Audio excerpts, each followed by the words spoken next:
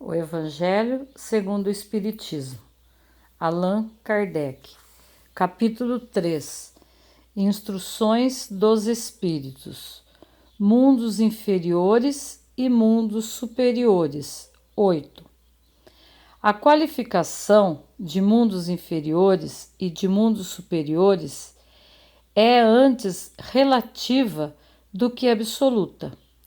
Tal mundo é inferior ou superior em relação àquele que estão acima ou abaixo dele na escala progressiva. Tomando a Terra como ponto de comparação, pode-se fazer uma ideia do estado de um mundo inferior, supondo nele o homem no grau das raças selvagens ou de bárbaras que ainda se encontram em sua superfície e que são os restos do seu estado primitivo. Nos mais atrasados, os seres que os habitam são de alguma sorte rudimentares.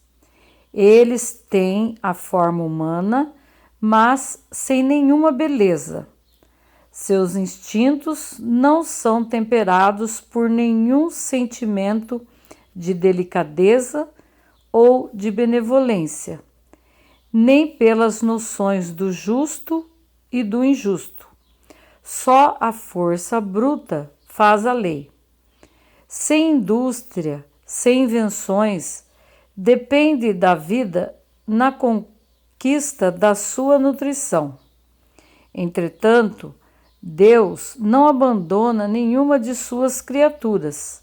No fundo das trevas da inteligência, jaz latente a vaga intuição de um ser supremo, mais ou menos desenvolvida.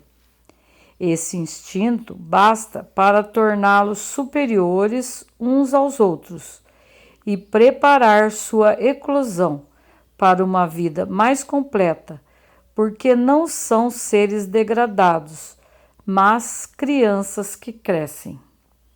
Entre esses graus inferiores e os mais elevados, há inumeráveis escalões, e nos espíritos puros, desmaterializados e resplandecentes de glória, se tem dificuldade em reconhecer aqueles que animaram esses seres primitivos, da mesma forma que no homem adulto se tem dificuldade em reconhecer o embrião. 9.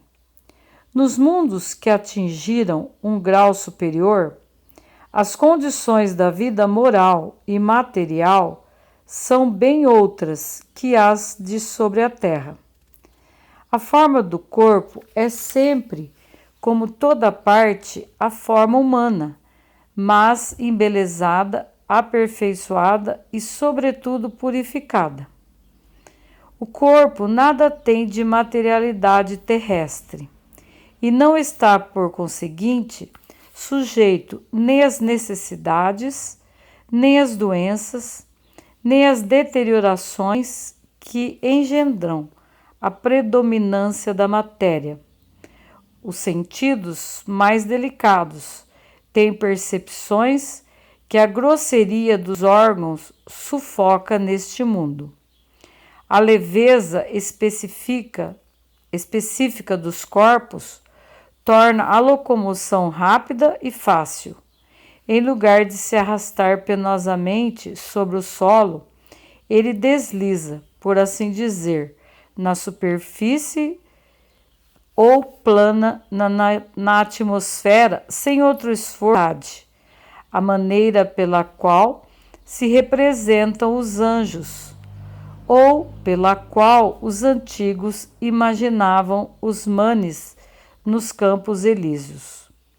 Os homens conservam à vontade os traços de suas migrações passadas e aparecem aos seus amigos tal como os conheceram, mas iluminados por uma luz divina, transfigurados pelas impressões interiores, que são sempre elevadas. Em lugar de rostos pálidos, devastados pelo sofrimento e pelas paixões, a inteligência e a vida irradiam esse clarão que os pintores traduziram pelo nimbo ou auréola dos santos. A pouca resistência que a matéria oferece aos espíritos já muito avançados torna o desenvolvimento dos corpos mais rápido e a infância curta ou quase nula. A vida isenta de inquietações e de angústias é proporcionalmente muito mais longa que sobre a terra. Em princípio, a longevidade é proporcional ao grau de adiantamento dos mundos. A morte não tem nada dos horrores da decomposição. Longe de ser um objeto de pavor, ela é considerada como uma transformação feliz, porque a dúvida sobre o futuro não existe.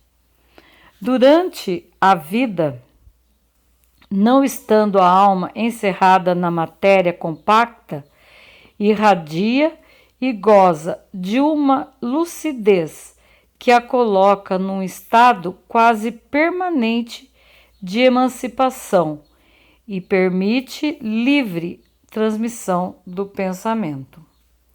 10. Nesses mundos felizes, as relações de povo a povo, sempre amigáveis, jamais são perturbadas pela ambição de dominar seu vizinho, nem pela guerra que lhe é consequência. Não há nem senhores, nem escravo, nem privilégios de nascimento. Só a superioridade moral e inteligente estabelece a diferença das condições e dá a supremacia. A autoridade é sempre respeitada, porque não é dada senão a quem tem mérito, e se exerce sempre com justiça. O homem não procura se elevar acima do homem, mas acima de si mesmo, aperfeiçoando-se. Seu objetivo é chegar à classe dos espíritos puros, e esse desejo incessante não é um tormento, mas uma nobre ambição que o faz estudar com ardor para chegar a igualá-los. Todos os sentimentos ternos e elevados da natureza humana se encontram aumentados e purificados. Os ódios, os ciúmes mesquinhos, as baixas cobiças da inveja são ali desconhecidas. Um laço de amor e de fraternidade une todos os homens. Os mais fortes ajudam os mais fracos. Eles possuem mais ou menos, segundo tenham mais ou menos adquirido inteligência, mas ninguém sofre por falta do necessário, porque ninguém está em expiação. Numa palavra, ali o mal não existe. 11. Em vosso mundo tendes necessidade do mal para sentir o bem, da noite para admirar a luz, da doença para apreciar a saúde. Nos mundos superiores, esses contrastes não são necessários. A eterna luz, a eterna beleza, a eterna serenidade da alma proporcionam uma eterna alegria, que não são perturbadas nem pelas angústias da vida material, nem pelo contato dos maus, que ali não tem acesso. Eis o que o espírito humano tem mais dificuldade em compreender. Ele foi engenhoso para pintar os tormentos do inferno e não pode jamais representar os gozos do céu. E por que isso? Porque, sendo inferior, não suportou senão penas e misérias, e não entreviu as claridades celestes.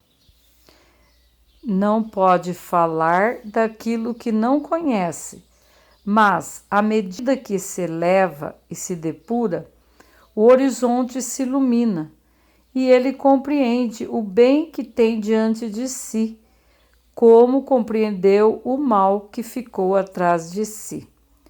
12. Entretanto, esses mundos afortunados não são mundos privilegiados, porque Deus não é parcial para com nenhum de seus filhos. Ele dá a todos os mesmos direitos e as mesmas facilidades para atingi-los. Faz com que todos partam do mesmo ponto e não dota a ninguém mais do que aos outros. As primeiras posições são acessíveis a todos. Cabe-lhes conquistá-las pelo trabalho, alcançá-las o mais cedo possível, ou arrastar-se durante séculos e séculos nas classes baixas da humanidade. Resumo do ensinamento de todos os espíritos superiores.